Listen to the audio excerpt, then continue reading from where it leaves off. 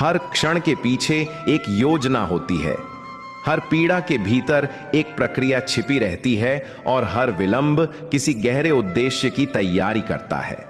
जब मनुष्य यह समझने लगता है कि जो वह चाहता है वही आवश्यक नहीं और जो वास्तव में आवश्यक है वही ईश्वर समय आने पर देता है, तभी भीतर एक सहज आस्था जन्म लेती है। यही आस्था मनुष्य को सबसे कठिन परिस्थितियों में भी टूटने नहीं देती। श्री कृष्ण इच्छाओं के व्यापारी नहीं हैं कि हर मांग तुरंत पूरी कर दें। वे पिता के समान हैं जो जानते हैं कि कब देना है, कितना देना है और किस समय देना हितकारी होगा।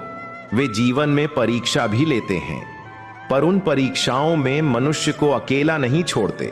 वे अंधकार की ओर भी भेजते हैं, पर उसी अंधकार में आगे बढ़ने का दीपक भी स्वयं थमा देते हैं।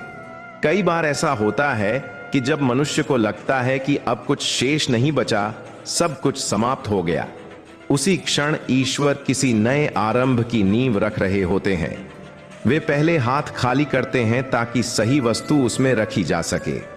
वे गलत चाहतों को हटाकर सही दिशा दिखाते हैं।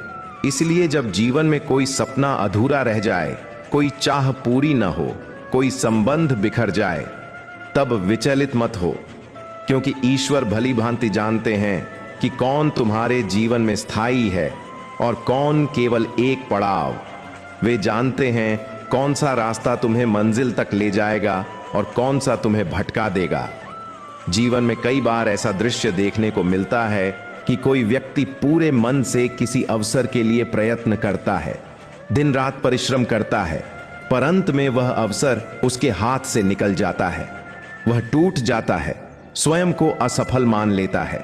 किंतु कुछ समय बाद वही व्यक्ति किसी और मार्ग पर चलता हुआ ऐसे स्थान पर पहुंच जाता है जहां उसका वास्तविक सामर्थ्य प्रकट होता है, और तब उसे बोध होता है कि पहले जो नहीं मिला वह उसके लिए उपयुक्त ही नहीं था। इसी प्रकार जीवन में जब ईश्वर किसी द्वार को बंद करते हैं तो उसके साथ ही किसी और द्वार की तैयारी भी करते रहते हैं। बस मनुष्य की दृष्टि तत्काल पीड़ा पर टिक जाती है और वह आगे की योजना देख नहीं पाता।